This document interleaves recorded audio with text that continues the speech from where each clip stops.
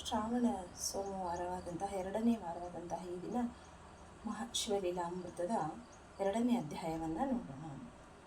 ಶಿವಲಿಂಗಾರ್ಚನೆಯ ಮಹಿಮೆ. ಹಿಂದಿನ ಕಾಲದಲ್ಲಿ ಪಶ್ಚಿಮ ಭಾರತದ ಸೌರಾಷ್ಟ್ರದಲ್ಲಿ ಜಯಕೇತು ಎಂಬ ರಾಜನಿದ್ದನು. ಆ ರಾಜನಿಗೆ ಮೇಘನಾದನೆಂಬ ಬೇಡನನ್ನು ತನ್ನ ಅಂಗರಕ್ಷಕನಾಗಿ ನೇಮಕ ಮಾಡಿಕೊಂಡಿದ್ದನು. ಮೇಘನಾದನು ಶಂಬಾರರ ಜಾತಿಯವನಾಗಿದ್ದನು. ಧೀರನೂ ಪರಾಕ್ರಮಿಯೂ ಆಗಿದ್ದನು. ಅನೇಕ ಬಾರಿ ಅರಸನ ಪ್ರಾಣವನ್ನು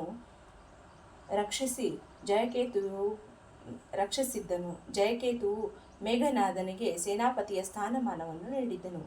ಒಮ್ಮೆ ಜಯಕೇತುವು ಬೇಟೆಯಾಡಲು ಅಡವಿಗೆ ಹೋದನು. ಆಗ ಮೇಘನಾದ ಅವರ ಸಂಗಡವಿದ್ದನು. ಇಬ್ಬರು ತಿರುಗಾಡುತ್ತಾ ಒಂದು ಹಾಳು ದೇವಾಲಯವಿದ್ದಲ್ಲಿಗೆ ಬಂದರು. ಅಲ್ಲಿ ಒಂದು ಶಿವಲಿಂಗವಿತ್ತು. ಜಯಕೇತುವು ಶಿವಲಿಂಗವನ್ನು ವಂದಿಸಿದನು. ಆದರೆ ಮೇಘನಾದನಿಗೆ, ಈ ಕಲ್ಲಿಗೆ ರಾಜನು ಏಕೆ ವಂದಿಸುತ್ತಿದ್ದಾನೆ ಎಂದು ತಿಳಿಯಲಿಲ್ಲ. ಆದುದರಿಂದ, ಯಾಕೆ ರಾಜರೇ, ನೀವು ಈ ಗುಂಡು ಕಲ್ಲಿಗೆ ವಂದಿಸಿದಿರಿ ಎಂದು ಕೇಳಿದನು. ಆಗ ಜಯಕೇತುವು, ಮೇಘನಾದ, ಇದು ಗುಂಡು ಕಲ್ಲಲ್ಲ, ಶಿವಲಿಂಗವಾಗಿರುವುದು. ಶಿವಲಿಂಗವನ್ನು ಕಂಡರೆ ಭಕ್ತಿಯಿಂದ ವಂದಿಸುವುದು ಭಕ್ತರ ಕರ್ತವ್ಯವಾಗಿರುವುದು ಎಂದಾಗ, ಆ ಬೇಡನು, ಪ್ರಭು, ಶಿವಲಿಂಗವೆಂದರೇನು? ಆ ಲಿಂಗವನ್ನು ಯಾಕೆ ವಂದಿಸಬೇಕು?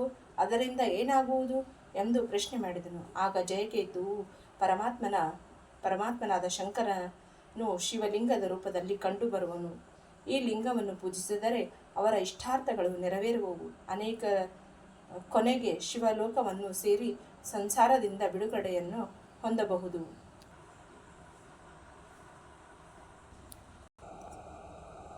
ಮೇಘನಾದನು ರಾಜನಿಗೆ ಹೀಗೆ ಕೇಳಿದನು. ಒಡೆಯ, ನೀವು ಶಿವಲಿಂಗದ ಮಹಿಮೆಯನ್ನು ನನಗೂ ತಿಳಿಸಿ ಗುರುವಾಗಿದ್ದೀರಿ. ಈಗ ನೀವು ನನಗೆ ಶಿವಲಿಂಗದ ಅರ್ಚನೆಯನ್ನು ಮಾಡುವ ರೀತಿ ನಿಯಮಗಳನ್ನು ತಿಳಿಸಿ ಕೊಡಬೇಕೆಂದು ಕೇಳಿಕೊಳ್ಳುತ್ತೇನೆ ಎಂದಾಗ, ಜಯಕೇತು ಶಿವಲಿಂಗದ ಪೂಜಾ ನಿಯಮವನ್ನು ತಿಳಿಸಿದನು. ಆಗ ಮೇಘನಾದನು, ನೀನು ಈ ಶಿವಲಿಂಗವನ್ನು ಮನೆಗೆ ತೆಗೆದುಕೊಂಡು ಹೋಗು. ನಿನ್ನ ಮನೆಯಲ್ಲಿ ಎತ್ತರದ ಶುದ್ಧವಾದ ಸ್ಥಳದಲ್ಲಿಟ್ಟು ಪ್ರತಿದಿನವೂ ಸ್ನಾನ ಮಾಡಿ ಶುದ್ಧ ಮನದಿಂದ ಶುದ್ಧ ನೀರಿನಿಂದ ಅಭಿಷೇಕ ಮಾಡು. ಸ್ಮಶಾನದಿಂದ ಚಿತಾಭಸ್ಮ ತಂದು ಶಿವಲಿಂಗಕ್ಕೆ ತ್ರಿಪುಂಡ ಭಸ್ಮವನ್ನು ಹಾಕು. ಭಕ್ತಿಯಿಂದ ನಮಿಸು. ಯಾವುದೇ ತೊಂದರೆ ಇದ್ದರೂ ಶಿವಲಿಂಗದ ಪೂಜೆಯನ್ನು ನಿಲ್ಲಿಸಬಾರದು ಎಂದು ಹೇಳಿಕೊಟ್ಟರು. ಗುರು ಹೇಳಿಕೊಟ್ಟ ನೀತಿ ನಿಯಮಗಳನ್ನು ಜಯಕೇತು ತಿಳಿದನು. ಮೇಘನಾದನು ಶಿವಲಿಂಗವನ್ನು ತಂದು ಮನೆಯಲ್ಲಿ ಸ್ಥಾಪಿಸಿದನು. ಹೆಂಡತಿಯೂ ಸಹ ನೀತಿ ನಿಯಮವನ್ನು ವಿವರಿಸಿ ಹೇಳಿದನು.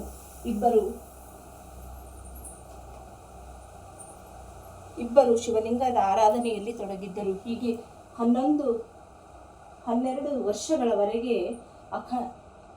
ಅಖಂಡವಾಗಿ ಲಿಂಗಾರ್ಚನೆಯನ್ನು ನಡೆಸಿದರು. ಒಮ್ಮೆ ಕೈಲಾಸದೊಡೆಯನಾದ ಪರಮೇಶ್ವರನು ಈ ದಂಪತಿಗಳನ್ನು ಪರೀಕ್ಷಿಸಲು ಅವರಿಗೆ ಚಿತಾಭಸ್ಮ ಸಿಗದಂತೆ ಮಾಡಿದನು. ಮೇಘನಾದನು ಅಂದು ಎಲ್ಲ ಕಡೆ ಹುಡುಕಿ ಕೊನೆಗೆ ಭಸ್ಮ ಸಿಗದೆ ಮನೆಗೆ ಬಂದನು.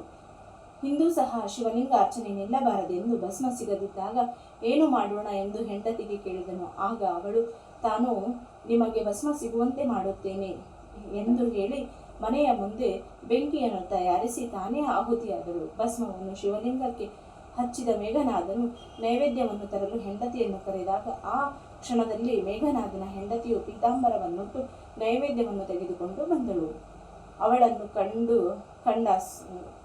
ಕಂಡಾಗ ಸುಟ್ಟು ಭಸ್ಮವಾದವಳು, ಹೇಗೆ ಬಂದೆ ಎಂದು ಕೇಳಿದನು ಮೇಘನಾದ.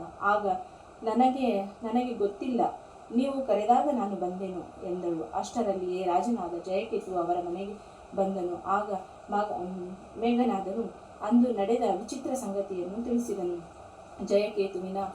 ಜಯಕೇತುವಿಗೂ ಸಹ ಆಶ್ಚರ್ಯವಾಯಿತು. ಅವರು ಮೇಘನಾದನಿಗೆ ಶಿವನ ಪರೀಕ್ಷೆಯ ಬಗ್ಗೆ ತಿಳಿಸಿ ಹೇಳಿದರು. ಶಿವನ ಪರೀಕ್ಷೆಯಲ್ಲಿ ನೀವು ಗೆದ್ದಿದ್ದೀರಿ. ಆದುದರಿಂದ ಶಿವನ ಕರುಣೆಯಿಂದ ನಿನ್ನ ಹೆಂಡತಿ ಮರಳಿ ಬರುವಂತೆ ಮಾಡಿದ್ದಾನೆ.